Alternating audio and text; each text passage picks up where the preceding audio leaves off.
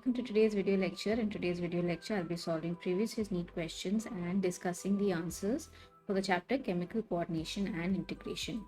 And we are in part 4 of the series. So you haven't checked out part 1 to 3, please do so. All right. So let's begin. Okay, question number 1. Identify the hormone with its correct matching of source and function. So you have A, oxytocin. Let me just point out this question appeared in 2014. So you have option A, oxytocin, posterior pituitary growth and maintenance of mammary glands. Okay. B, melatonin, pineal gland regulates the normal rhythm of sleep-wake cycle. C, progesterone, corpus luteum, stimulation of growth and activities of female secondary sex organs.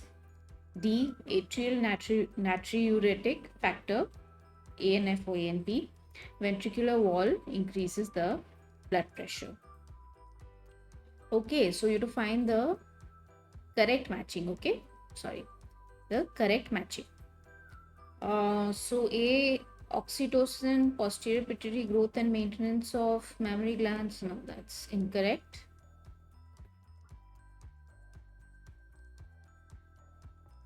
B, melatonin pineal gland regulates the normal rhythm of sleep-wake cycle. Yes, that's correct. C, progesterone, corpus luteum, stimulation, growth and activity of female secondary sex organs. No, that's incorrect. And D, ANF, atrial natriuretic factor, ventricular wall increases the blood pressure. No, that's incorrect. So it is B.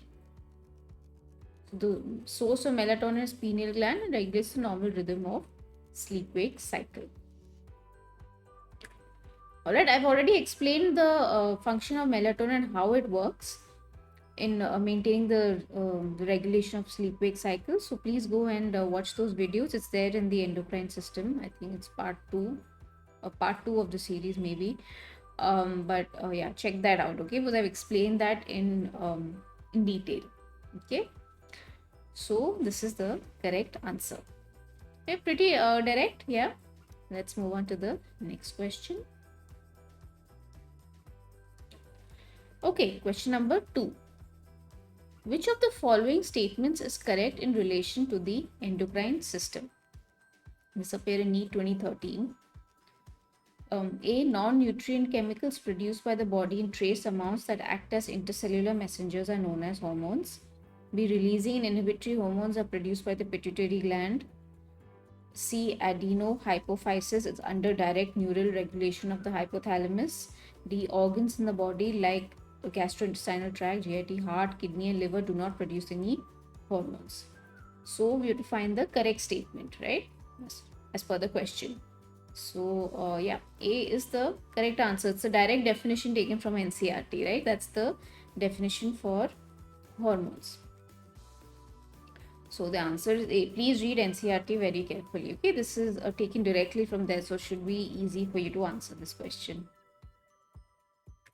So hormones are non-nutrient chemicals. And non-nutrient chemicals are chemicals that don't act any calorific value to your body, like proteins. Unlike proteins, fats and carbohydrates, which act as a calorific value, they add on to the calorie in the body, right? So hormones are non-nutrient chemicals. They don't do that. They don't add on to the calorie.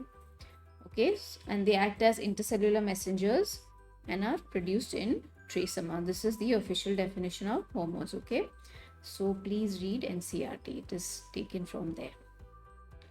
Okay, clear. Now let's go back to the question. Yeah, the others are clearly wrong. B, C and D. So this should have been are produced by the hypothalamus, adenohypophysis, neurohypophysis, and organs in the body like GIT, heart, kidney, they do produce hormones. So B, C and D are incorrect. Okay, so this is a direct NEET question. It's taken from NCERT, so you know what they are targeting, right? Let's move on. Okay, question number 3. Cholecystokinin and duocrinin are secreted by, and this appeared in 1999. A, adrenal cortex, B, thyroid gland, C, intestine, and D, pancreas. So cholecystokinin and duocrine are hormones. If you have looked at my videos on digestion and absorption, you'll be familiar with these terms. Okay, they're secreted by the intestine. Okay, the hormones present in the intestine. So answer is C. A direct question. Wasn't very difficult, right? Okay, so cholecystokinin are secreted by eye cells in duodenum and jejunum mucosa, mainly in response to fat, fatty acids, and monoglycerides. Okay. Now, what is it function? What is the function of this hormone? It contracts the gallbladder strongly to expel bile. Now we know bile is responsible for emulsification of fat, okay, which is a part of the digestion of fat, okay, which in turn is used to emulsify fat. It decreases stomach contraction. Apart from the emulsification, there are other functions too. It decreases stomach contraction moderately to allow for fat digestion to take place and not allow for stomach contents to flow into the intestine. Okay, so it slows down the contraction of the stomach moderately to allow for the fat digestion to take place. Now, a third function is it inhibits overeating. Okay, it inhibits overeating by stimulating the afferent nerve fibers in the duodenum, which send signals via the vagus nerve to inhibit feeding center in the brain. So, you know, there's a feeding center in the brain, okay, satiety center in the brain, okay. So, the afferent nerve fiber sends a signal from there, from the intestine to via the vagus nerve and to your brain, okay, which says, okay, enough. All right, so this is the function of cholecystokinin. Now the second one was duocrine, okay, secreted by duodenum mucosa. Okay, and it is known to secrete mucus from Brunner's glands. Okay, this is a very basic function. So this was direct, right? If you like, you can go back and watch my videos on digestion absorption, read the chapter 2 to revise the parts of the digestive tract, the GIT tract, as well as what hormones are secreted. Okay. So yeah, this forms a part of digestion absorption as well as endocrine system. Okay, let's move on then. Question number 4. The hormone that stimulates the stomach to secrete gastric juices, and this appeared in 1998. Pretty old question. Stomach that stimulates the stomach to secrete gastric juices. A. Enterokinase. B. Enterogastron. C. Gastrin. D. Renin. That stimulates the stomach is clearly C. Gastrin. Okay, C. Gastrin. Again, this is a question related to digestive system as well as endocrine system. So you know the drill, right? Read both chapters and familiarize yourself with these hormones and their functions. Okay, so gastrin is secreted by G cells of the antrum of the stomach. That's the base of the stomach. In response to stimuli associated with ingestion of meal. So whenever you ingest a meal, goes in the stomach, that behaves like a stimuli. It stimulates the G cells to secrete gastrin. Okay, and stimulates the gastric acid secretion as well as it stimulates the growth of gastric mucosa. Okay, it has two functions, 1 and 2. All right, so it stimulates gastric acid secretion as well as it stimulates the growth of gastric mucosa. Again, clear? This was again part of digestion and absorption as well as endocrine. So there's nothing really much to explain here, right? Pretty factual based question. Okay, let's move on then. Question number 5. The contraction of gallbladder is due to, and this appeared in 1998, A. Cholecystokinin, B. Enterogastron, C. Gastrin, D. Secretin. I mean, you just discussed this, right? Contraction of gallbladder is due to cholecystokinin. Okay, and the answer is A. Yeah, so cholecystokinin is secreted by eye cells in duodenum and jejunum mucosa, mainly in response to fat, fatty acids, and monoglycerides. So one of its function is that it contracts the gallbladder, okay, to secrete or to expel bile, okay, which in turn is used to emulsify fat. It decreases the stomach contraction to slow down the contents from entering to the intestine so that fat digestion takes place. Also, it inhibits the feeding center in the brain by sending a signal. So it inhibits overeating. Okay, this was again the same discussion, right? So there wasn't really much to explain here. It was a repetition, sorry, a repetition of the previous question that we just saw. Okay, next question. Till now we've been getting direct questions, so it's good. Gastric secretion is stopped by hormone. It's appeared in 1993. Stopped by hormone A. Enterogastron, B. Gastrin, C. Pancreozymin, D. cholecystokinin. So gastric secretion is stopped by hormone enterogastrin. Okay, so your answer is A. So enterogastron is secreted by the duodenum mucosa in response to fatty food in the stomach or small intestine. Okay, now enterogastron is like a group of hormones that are secreted in the intestine or the stomach area, right? So there are some enzymes that come or hormones that come under this enterogastron. And last time, I think if you look at part 4 of digestion absorption, I spoke about gastric inhibitory peptide or enterogastron. They both have similar functions. Okay, so that's why I had put gastric inhibitory peptide also, because since both have similar functions, they're used in the same line, but they are actually different because GIP, gastric inhibitory peptide, belongs to another family of hormones as according to enterogastron. But since they have the same function, we generally use them. But in this case, we are talking about enterogastron specifically. They haven't said gastric inhibitory peptide. So don't intermingle the two. Basically, that's what I'm trying to say. There is a difference between the two. Enterogastron represents a group of hormones that slow down the stomach motility. Okay. And gastric inhibitory peptide is another group which is similar to enterogastron. That is all.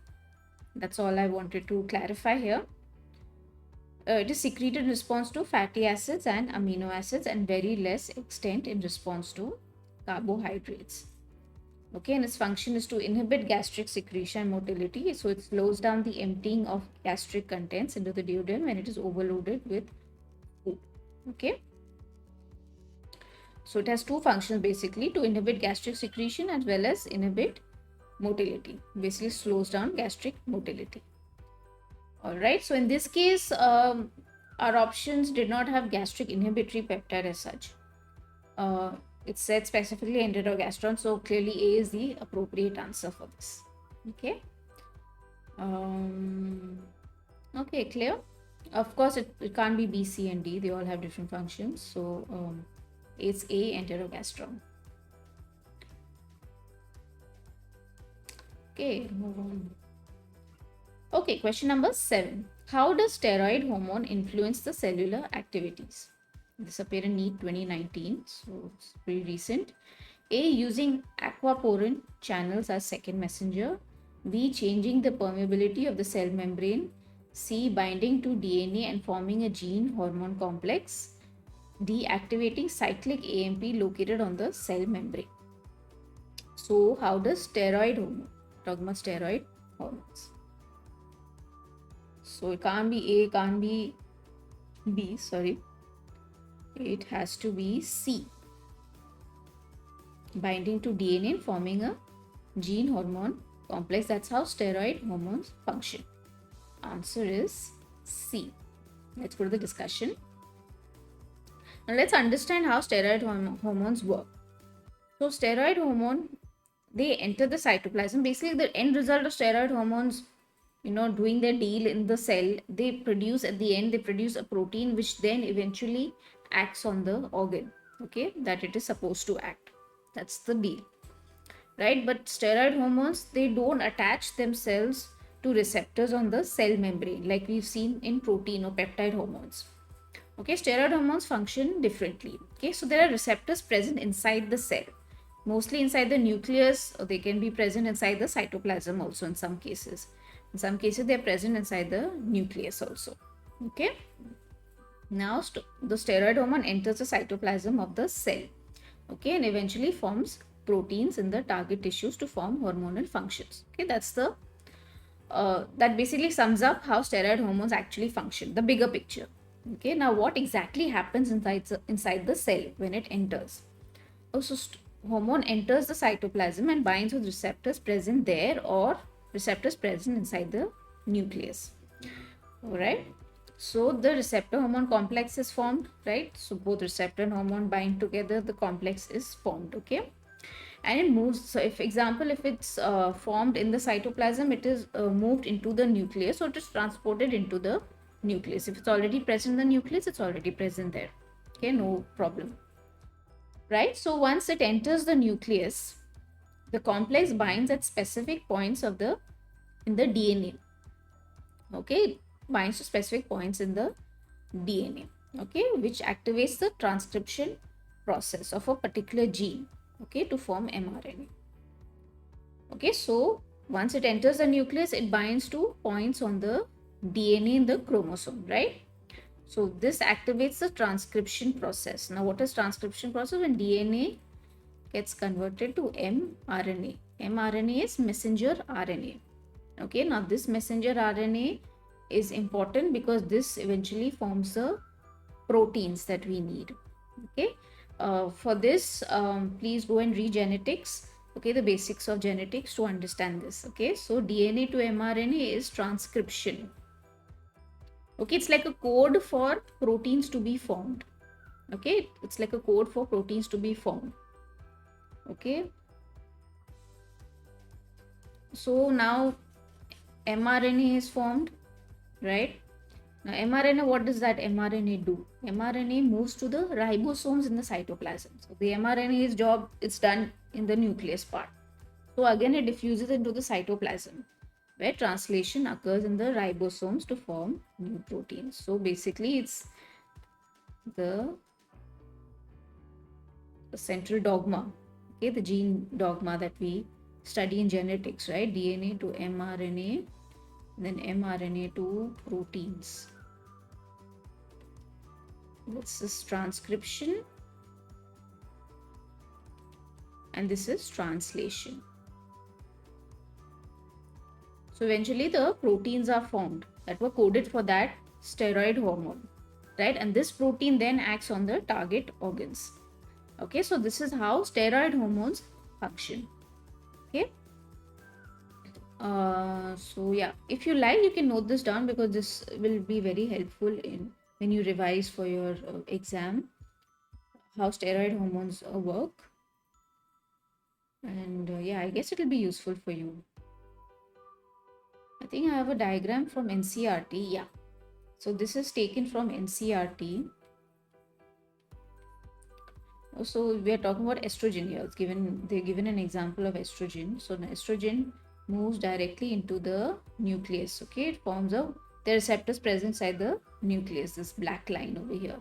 Okay, the hormone attaches to it. Okay, and they then attach to the DNA, specific points in the DNA, and then DNA forms mRNA via transcription process, and then mRNA then forms proteins. Obviously, it diffuses out back into the cytoplasm. They haven't showed that part, but there are ribosomes present there, and then the proteins are formed there.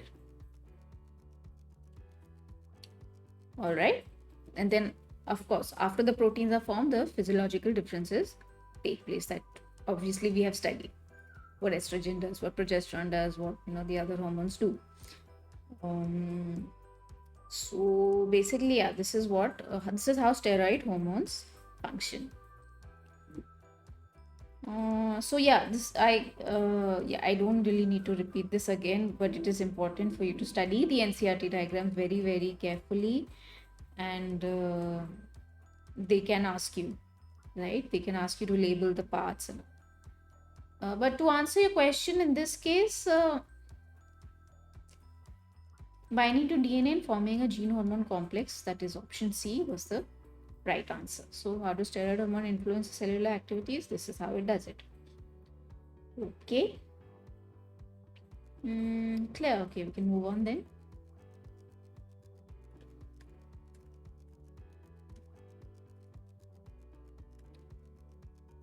All right, question number 8. Yeah, so if you have a diagram, I was just talking about diagrams, and now see you have a diagram. Identify A, B, and C in the diagrammatic representation of the mechanism of hormone action. And this appeared in Orissa NEET 2019. Okay, so you have A, B, and C, and select the correct option from the following. So you have option A, B, C, and D. Okay, let's look at A. A is clearly an hormone. So, but it is binding on the cell membrane. Okay, so B is the receptor, right? So it has to be a protein hormone clearly. So A is protein hormone, it can't be steroid. B is receptor, and C is cyclic AMP. That's secondary messenger system. Okay, and that eventually then allows for physiological responses to take place. So the answer is B. Answer is B. So you have A protein hormone, B receptor, and then C is the cyclic AMP, which is secondary messenger system. A is a protein hormone, B is receptor, C is cyclic AMP. Now C cyclic AMP, adenyl cyclase cyclic AMP. That's the enzyme that is present inside cyclase CAMP. That's the enzyme present inside the cell. So once the hormone, we saw how steroid hormones work, right? Now protein hormones are different from steroid hormones. Okay, so what they do is they attach themselves on the cell membrane. Okay, that's their job. They attach themselves on the cell membrane, and then once they attach themselves to the receptor on the cell membrane, there is a modification that happens inside, which then activates the adenyl cyclase CMP, okay, which then forms to ATP, and then that allows for a series of enzymatic reactions to take place inside the cell. Okay, and that's how it allows for physiological responses to happen. Okay, so now cyclic AMP is just one type of secondary messenger system. I've seen majority of the hormones that we have are protein or peptide. Okay, so secondary messenger system is a very common system that is present inside the cell. Okay, the receptor, the whole deal. There's the hormone, there's a receptor attaching to the cell membrane, all of that. It all happens when you have a protein based hormone, a peptide based hormone, right? So cyclic AMP is just one type of secondary messenger system. Okay, and we'll come to that in the following questions, but for now just understand cyclic AMP is just one type. Now there are other secondary messengers also, such as phospholipase C, calcium calmodulin. Okay, calcium calmodulin is used for contraction of smooth muscles. Okay, plays a role in the contraction of smooth muscle. There are some whole lot of hormones where phospholipase C is used as a secondary messenger system, and there is cyclic AMP also. There is cyclic GMP also. Yeah, I think GMP or GTP. We'll come to that. So these are basically the secondary messenger systems that are available in nature. Okay. For your case, as in to answer this question, it is cyclic AMP. Cyclic AMP. So I think this diagram is there in NCRT, right? Yeah. So yeah, I've taken it from NCRT again. Study the diagrams in NCRT very carefully, because they can ask a question like this. So if you knew the answer, if you knew the diagram, if you had studied it, you would be able to answer this question very easily. Yeah. So here, see, they have mentioned cyclic AMP or calcium. There are other secondary messenger systems also available. Okay, so you have your hormone here, you have your receptor here, and you have cyclic AMP, generation of second messenger. All right, so let's move on. Okay, question number 9. Which of the following is an amino acid derived hormone? Okay, this appeared in NEET 2018, pretty recent. A. Epinephrine, B. Ecdysone, C. Estradiol, and D. Estriol, I don't know, however you pronounce it. Which of the following is an amino acid derived hormone? So amino acid derived hormone is clearly A. Epinephrine. Okay, the others are steroid based hormones. So answer is A. It is very important that you also learn the from where which hormone is derived, whether it's protein based or it's amino acid derivative or it's steroid or it's thyroid. All that you need to know. Okay. So epinephrine is an amino acid derived hormone. Okay, you need to know this. Norepinephrine and epinephrine. Okay, so let's move on then. Question number 10. The amino acid tryptophan is a precursor for the synthesis of, and this appeared in NEET 2016. A. Estrogen and progesterone. B. Cortisol and cortisone. C. Melatonin and serotonin. D. Thyroxine and triiodothyronine. It's T4 and T3. So the amino acid tryptophan is a precursor for synthesis of, any guesses? It's melatonin and serotonin. Answer is C. You need to know this. Is a very good question. Okay, where is tyrosine used? Where is tryptophan used? You know, all that you need to know.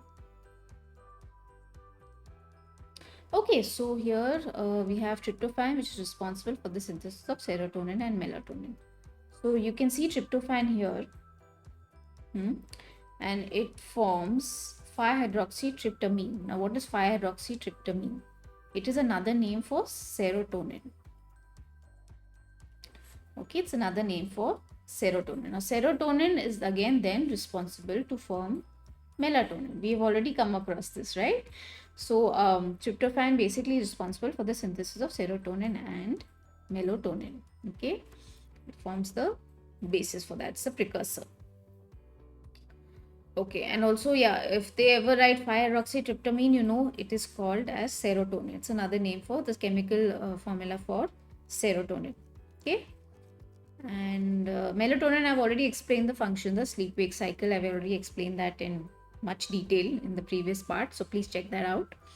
And if you have, then you'll be familiar with this diagram. I've taken both these reactions from Ganon, which is a textbook for medical physiology. Ganong is the author. So yeah, this is again clear, but this is a good question. It's important that you remember which amino acid is responsible for producing which type of hormone. Okay. Yeah. Let's move on then. Okay, question number 11. Which of the following best illustrates feedback in development? Okay, and this appeared in Karnataka NEET 2013. So you have A, tissue X secretes RNA which changes the development of tissue Y. B, as tissue X develops, it secretes enzymes that inhibit the development of tissue Y. C, as tissue X develops, it secretes something that induces tissue Y to develop. D, as tissue X develops, it secretes something that slows down the growth of tissue Y. Now, the problem with this question is that's very vague. Okay, it's just like all over the place. Which of the following best illustrates feedback? Now, the feedback is in quotes. In development. Now, if development of a tissue has to take place, it allows for the development of another tissue also to take place. So, if you have to answer this question, then I believe C is the right answer. As tissue X develops, it secretes something that induces tissue Y to develop. Okay, so I think it would be answer C, which I think is the appropriate answer amongst the 4 options, because the others don't really make sense. If we go to the discussion, so for development of a tissue X will secrete something which will allow development of tissue Y. Let's say in the case of menstrual cycle, you have FSH, you know, that is secreted and that acts on the ovarian follicles to allow for the development of follicles, but at the same time it's also preparing the uterus for pregnancy, right? As in, we have studied the menstrual cycle. So FSH and LH both they allow for ovulation to take place, but at the same time they're allowing for the uterus to develop also. But then it's like a feedback loop. There's too much of estrogen and progesterone secreted from the ovary. It sends a negative feedback loop also, that please stop the secretion, we don't want it anymore. So yeah, I believe that is one example to explain this statement. For development of a tissue X will secrete something. Tissue X is your ovarian follicle, and tissue Y would be your uterus. That is just one example, but then, like I said, this particular question was is very vague, and if you have to choose an appropriate answer, it would be C, I guess. Okay, let's move on then. Okay, so question number 12. Which one of the following pairs of hormones are examples of those that can easily pass through the cell membrane of the target cell and bind to a receptor inside it, mostly in the nucleus? This appeared in 2012. Okay, so you need to find the pair that can pass through the cell membrane, that does not attach the cell membrane, passes through the cell membrane of the target cell. So you have A, insulin and glucagon, B, thyroxine, insulin, C, somatostatin, oxytocin, D, cortisol, and testosterone. We already discussed how steroid hormones work, right? They're basically talking about steroid hormones. That's what they want to know. But on the other hand, thyroxine also acts a similar way as steroid hormones. Thyroid hormones, that is, they also attach themselves to the DNA to activate some transcription factors. Their style of working is different from steroid hormones, but insulin is incorrect here, because insulin does not act this way. Insulin, we already know, they attach to receptors on the cell membrane. So clearly it is D, cortisol and testosterone. So your answer is D. They're steroid hormones, and hence they bind to receptors in the nucleus. I've already discussed how steroid hormones function, right? So this was basically a test to see whether you understand what steroid hormones are, which hormones actually go into the nucleus and they function there, and what are the steroid hormones, right? So it's cortisol and testosterone amongst the group of options given to us. Clear? Let's move on then. Question number 13.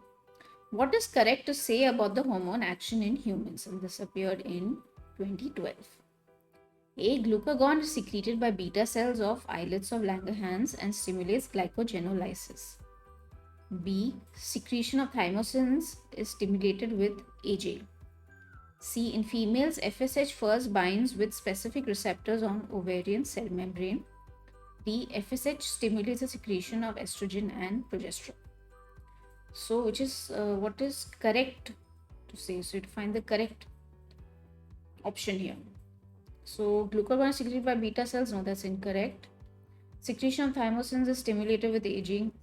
No, that's incorrect. In females, FSH first binds with specific receptors on ovarian cell membranes. Yes, that is correct. FSH stimulates secretion of estrogen and progesterone. No, that's incorrect. So, answer is C. Okay. Yeah, FSH is the peptide hormone. Okay, so hence it attaches to receptors on the ovarian cell membrane, triggering a series of reactions inside the cell. Triggering a series of reactions inside the cell. I've already showed you a diagram from the NCRT, right? They have specifically even given an example of FSH. So it is a very direct question. There is no need to really think about it. If you knew your syllabus, your chapter very well, it was pretty direct to answer this question, right? So let's move on then. Okay, question number 14. Which one of the following pairs of chemical substances is correctly categorized? So you have A, calcitonin and thymosin. Okay, this appeared in 2012. Calcitonin and thymosin, thyroid hormones. No. B. Pepsin and prolactin, two digestive enzymes secreted in stomach. No. C. Troponin and myosin, complex proteins in striated muscles. Yes. D. Secretin and rhodopsin, polypeptide hormones. No. Rhodopsin is not a polypeptide hormone. Right? Rhodopsin is present in the eye. So, yeah. Calcitonin and thymosin both are not thyroid hormones, so that's incorrect. Pepsin, prolactin, no. Prolactin is not a digestive enzyme. Troponin and myosin, complex proteins in striated muscles. Yes, C is the correct answer. Secretin and rhodopsin, no, that's incorrect. Polypeptide hormones. So the answer is C. So it's a good trick question, but they gave you enzymes and hormones, and then suddenly they gave you a series of proteins from muscles. So, yeah, it was a good question to trick you into thinking that it could be a question related to hormones, but no, the correct answer was actually related to muscles. So, you need to know where your proteins are and belong to which part of the body. So, troponin and myosin are complex proteins found in striated muscles. You must be familiar with this. Go back and see locomotion and movement, my videos on that. And I've explained muscle contraction there, skeletal muscles. So you can see you have troponin, you have actin, yeah, you have tropomyosin, and you have the myosin molecule here. Okay, so yeah, that's the correct answer. Please be very careful. This was a good question to trick you into thinking that which one could be the right answer. So yeah, they kind of like up the game a little bit, but they were testing your knowledge on the whole syllabus basically. All right, so question number 15: which one of the following is not a secondary messenger in hormone action? So this appeared in 2006. So I have A, C, AMP, B, C, GMP. I was just talking about GMP in the previous question, right? So GMP, C, calcium, and D, sodium. So we have to find the following, which is not a secondary messenger. So AMP we know, GMP is also, CGMP is also a secondary messenger system, and calcium is also a secondary messenger system. So it is D, sodium. This is a good question. Please note this down in your books. They can trick you into this. So you need to know your secondary messenger system very well. So your answer is D. Okay, so CAMP is a secondary messenger system. So over here you see a list of hormones here which use CAMP as a secondary messenger system. Okay, so if you like, you can note this down. I've taken this list from Guyton, which is a textbook on medical physiology. So he has presented a list of hormones that use CAMP, okay, as a secondary messenger system. CGMP is also a secondary messenger system, okay, for some peptide hormones such as ANP, okay, atrial natriuretic peptide, or ANF or ANP, they call it. So CGMP is used there, okay. So CGMP is also secondary messenger system.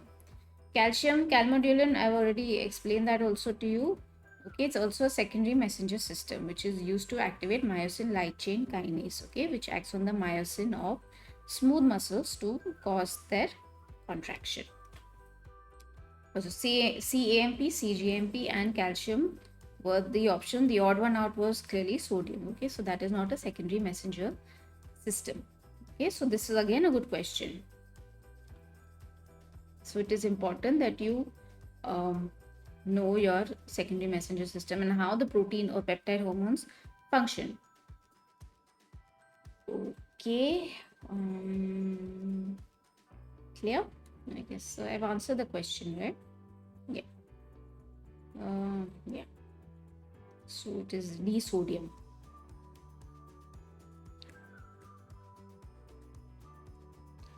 Okay, so question number 16. Which one of the following hormones is modified amino acid? I think you already come across this question, no? This appeared in 2004. So you have A, epinephrine, B, progesterone, C, prostaglandin, and D, estrogen. So modified amino acid derivative is A, epinephrine. Okay, so the answer is A. Okay, this was direct. So there's nothing really much to explain to this. Just that you need to know which are amino acid derivative, which are peptide hormones, which are steroid hormones. You need to know the list. Okay, whatever is there in NCRT, please read that. Okay, clear. Let's move on then. Okay, question number 17. Chemically, hormones are, this appeared in 2004.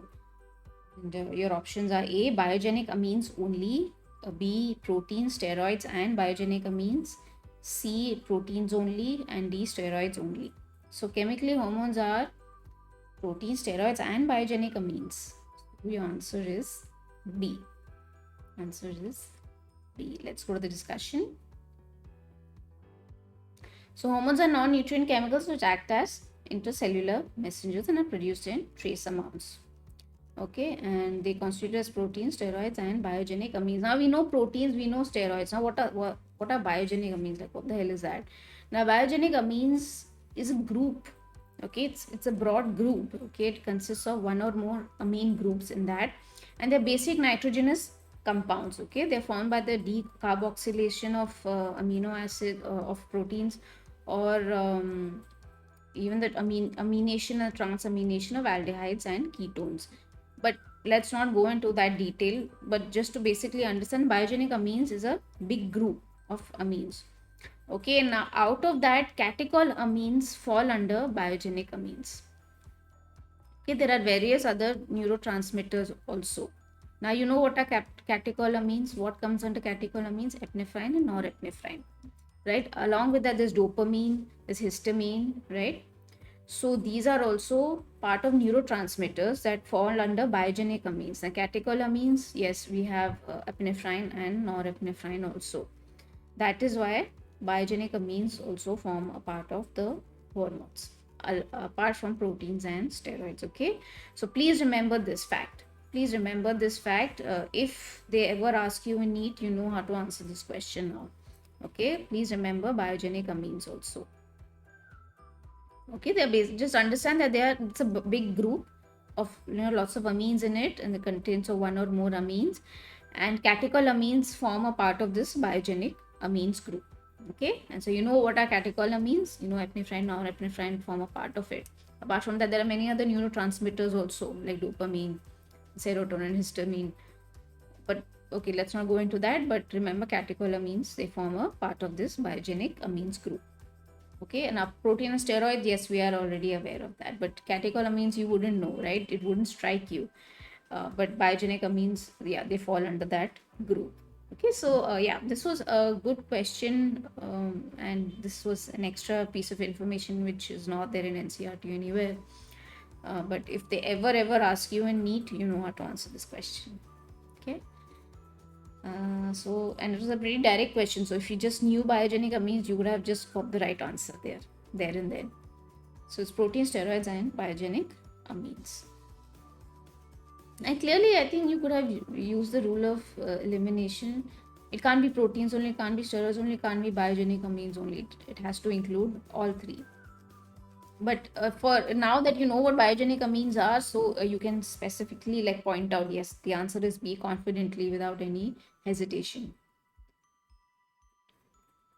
Okay, let's move on. Okay, question number 18. Hormones thyroxine, adrenaline, and the pigment melanin are formed from, and this appeared in 1997. So, thyroxine, adrenaline, and the pigment melanin are formed from A, tyrosine, B, proline, C, tryptophan, and D, glycine. Okay, so we know tryptophan is responsible for the production of serotonin and melatonin. Please don't get confused with melanin. Melanin is different from melatonin. So it's not answer C, it's not proline or glycine, it is tyrosine. Okay, it is clearly tyrosine. The answer is A. Okay, so here you see the series of reactions. I think I've already explained this, the formation of epinephrine in one of my previous video lectures on endocrine system. So you see the precursors tyrosine and how eventually it forms epinephrine, right? So tyrosine is needed for the synthesis of thyroxine, melanin, and epinephrine. Oh, sorry. Yeah, thyroxine, I will come to that later, because in the next question I think I have spoken about the production of thyroxine and how tyrosine is responsible for that. So I'll come to that. Melanin, please learn it as a fact that tyrosine is responsible for the production of melanin, and epinephrine you can see in front of you. Epinephrine, please, is responsible, as in tyrosine is responsible for the production of epinephrine. Please don't get confused with tryptophan. Tryptophan is a different amino acid, and that is responsible for serotonin and melatonin. Okay, but this, you can easily get fooled. Like in this question, give you tyrosine and tryptophan and melanin, melatonin. Many people tend to get confused because the words are similar sounding, right? So please don't get confused. They gave you thyroxine and adrenaline also as your option there, and the question there. So clearly it should strike you that they're talking about melanin and not melatonin. So it's not tryptophan, it is tyrosine. Tyrosine. Put this in your head. Write it down somewhere in your book. Okay. So yeah, it's tyrosine. Yeah, basically, yeah, this answers the question. Let's move on. Okay, question number 19. Which one of the following endocrine glands stores its secretion in the extracellular space before discharging it into the blood? And this appeared in 1995. A. Testes, B. Thyroid, C. Pancreas, and D. Adrenal. It's a good question. Which one of the following endocrine glands? So, given an option of 4 endocrine glands, and which one of them stores its secretion in the extracellular space? And it is B. Thyroid. Answer is B, and we'll see how. Okay, so here you have a diagram of the follicle, right? And you have the cells over here, and you have the RBCs, and you have the colloid. Okay, that is from this blue part over here. The colloid has thyroglobulin. Okay, so thyroid cells, that's endoplasmic reticulum and the Golgi apparatus of the thyroid cells, they secrete thyroglobulin. Okay, now thyroglobulin is a large glycoprotein.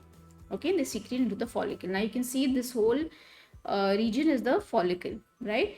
And these cells, with the help of the ER, the endoplasmic reticulum, the Golgi apparatus, they produce thyroglobulin, which is secreted into this space here, okay, into the follicle. And this follicle, that area that where the thyroglobulin is present, is called colloid.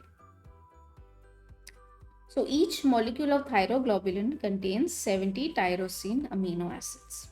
This is where tyrosine plays a role in forming the thyroid hormones. Okay. So each molecule of thyroglobulin, just imagine, each molecule of thyroglobulin contains 70 tyrosine amino acids. Okay, and synthesis and storage of hormones takes place in thyroglobulins. Now when we studied the pathological conditions of thyroid gland, we saw that how deficiency of iodine affects secretion of thyroid hormones, right? Yes, iodine is responsible for that, and iodine gets converted to iodide and then attaches itself to the tyrosine amino acids. So tyrosine and iodide both are responsible for the production of thyroxine, that is the thyroid hormones. Okay, now we understand that thyroglobulin is secreted into that colloid space, right, in the follicle, and there are 70 tyrosine amino acids present in that, right? Now synthesis and storage of hormones takes place in that thyroglobulin area, okay, in this area, in this colloid area. Synthesis also takes place, storage also takes place there. Now each thyroglobulin molecule contains 30 thyroxine and few triiodothyronine molecules. Now after the thyroglobulin has done its job and produced the thyroid hormones, now each of those thyroglobulin contains 30 thyroxine and a few triiodothyronine molecules. Okay, because in the blood eventually T4, this thyroxine, gets converted to T3, but anyway, each thyroglobulin molecules contains that. So that's how they are stored inside that follicle space, the colloid space, and it stores up to 2 to 3 months of normal supply of thyroid hormones. So let's say if supply of thyroid hormone is normal. There is no hypo or hyper secretion. I think it can last, it has storage of 2 to 3 months of the normal supply. Okay, that there is no hypo or there is no hyper secretion.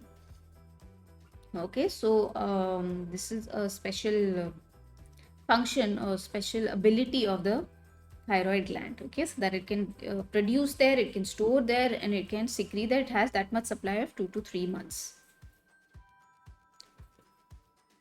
Okay, so here what you see is basically an overview. I will not go into too much detail, so don't worry. An overview of how thyroid hormones are produced and how then they are removed from there, okay, from the follicle. Now we see that iodine, you see, sorry, where is it? Where's my pen here? Yeah, oh, sorry. You see ER and you see Golgi, right? They have produced the thyroglobulin precursor, and then iodination takes place. Okay, iodination takes place over here. Okay, it attaches to Tg. So tyrosine molecules are present over here, and iodine attaches to that.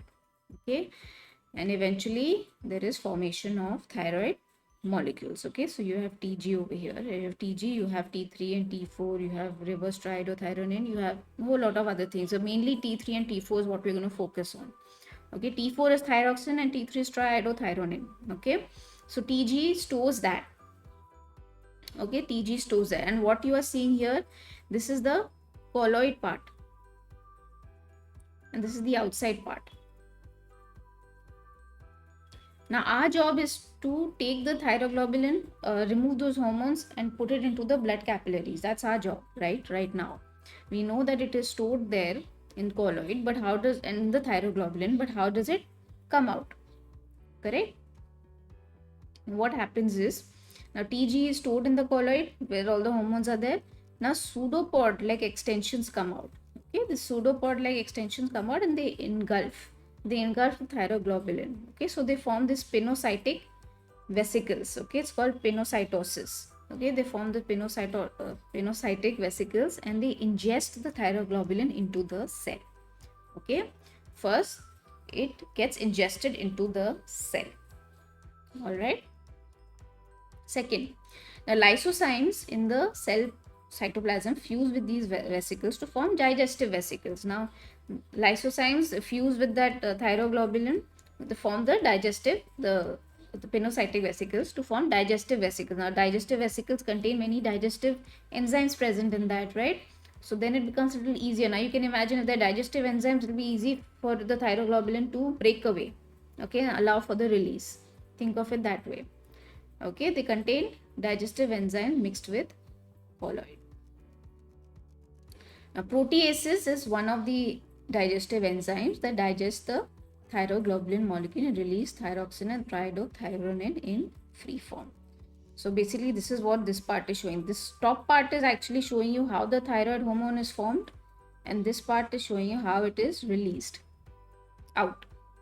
Okay, it is stored there in the colloid for, there's like I said, the supply for 2 to 3 months, but obviously you need it on a daily basis, right? So whatever, how much ever is needed, it is taking out. Okay, the thyroglobulin molecule takes out that, and this is how it is taken out. So now then they diffuse through the basolateral part. This is the basolateral part. You need to understand which is apical and which is basolateral. This is basic. Okay, this is apical and this is basolateral. Okay, so then they diffuse through the basolateral part and into the cell and into the surrounding capillaries. Okay, so thyroglobulin plays, of course, a very important role because it contains tyrosine molecules there, and which forms a precursor for thyroid hormone formation. Right, iodine obviously also plays a role. We've seen that in hypo and hypothyroidism, how that affects functioning of iodine, of thyroid hormones, how the absence of iodine in a diet affects that, right? So now once thyroglobulin contains those hormones, it stores it as it is inside that, right? And obviously it has, like I said, 2 to 3 months of normal supply of thyroid hormones if there's normal supply. Now how that thyroglobulin releases the hormone, is what I have shown here. Okay. Okay, so which one of the following stores a secretion and before in the extracellular space before discharging into the blood? Like I said, colloid is where the thyroid hormones are stored, and when it needs to be secreted out, the pinocytic vesicles, they form digestive vesicles inside the cell with the help of lysosomes, and then proteases helps in breaking the thyroglobulin molecules, which then releases thyroxine and triiodothyronine into the blood capillaries. Simple as that. Okay. So like I said again, please don't confuse tyrosine and tryptophan.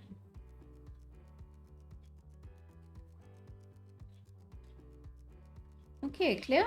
I'll answer this question in much detail. Okay, question number 20. According to the accepted concept of hormone action, if receptor molecules are removed from target organs, then the target organ will disappear in 1995. So if receptor molecules were removed, A, continue to respond to the hormone without any difference.